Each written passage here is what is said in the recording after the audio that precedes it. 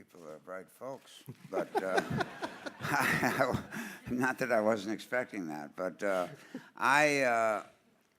when I saw the material, I knew that I had to go after the role however I could. But he had approached me with it, and like he said, it was a 9-year journey, or 8 years from the time I first saw it.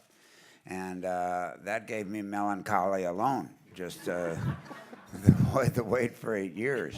And then when I was actually given the role and had the opportunity, there comes a point in your career. I mean, I've worked for some, really wonderful directors. And I've always said that in my career I've worked for, now 6 geniuses. Mr. Kazan, who I started with, Mr. Hitchcock, Douglas Trumbull, who a lot of people don't know why I include him. Well, he's a genius, trust me. Francis Coppola, Quentin Tarantino, and Alexander Payne. And what you need is assurance to take risks.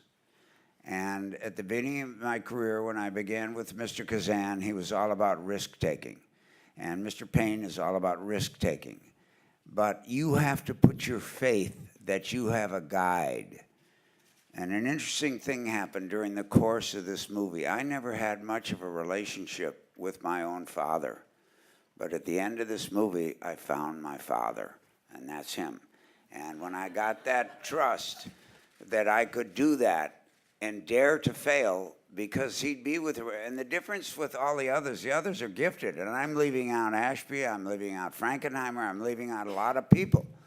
But the difference, what Alexander does, is the others all pushed you to the edge and make you make those, risky choices. And they have a butterfly net with they catch you in and throw you back up. This man goes down to where you are, picks you up in his arms, brings you back on the edge and says, let's make magic. And that's the difference. Thanks, Steve. Thank you. Thank you. The big lug. You first. You mean a lead in a movie that ever was witnessed by human beings in a theater? I would say about 25 years. I mean, if you count, I don't know. I guess I was one of the leads in The Last Man Standing, but when you work with Bruce Willis, who's another Bruce, you always feel you're supporting somehow.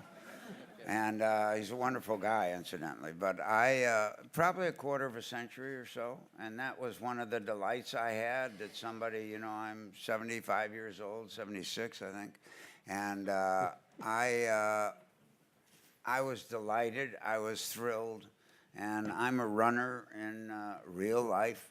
I have been all my life, still run and everything, and I've always been about understanding that movies and show business in general is a marathon. And in the marathon, nobody starts to think about racing until we've all done about 16 miles. And I was at about the 24th mile when I heard from Mr. Payne and hadn't been able to race yet. And when I got this opportunity, and then I realized that his vision and my vision could be the same if I would behave myself and not try and put in a lot of Dernsies or little things that Mr. Nicholson and I would do together. And I relished that, and he strove for that, and occasionally would get out a switch and switch me for that.